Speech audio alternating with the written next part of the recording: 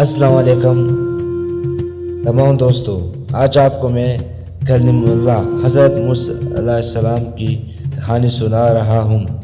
حضرت موسیٰ علیہ السلام سے چنانچہ خدا نے کلام کیا تھا، اس لیے آپ کا لقب کلیم اللہ ہوا۔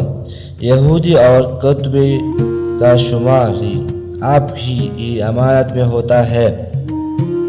آپ پر تورات نازل ہوا تھا، جس کا ذکر آگے ہوگا، جو یہودیوں کی مذہبی کتاب ہے، اور آج تک وہ لوگ اس کو خدا کی کتاب سمجھتے ہیں اور حضرت موسیٰ علیہ السلام کو اپنے پیغمبر مانتے ہیں، اور نزول حضرت عیسیٰ علیہ السلام اور حضرت محمد صلی اللہ علیہ وسلم کی نبوت کی منکر ہے۔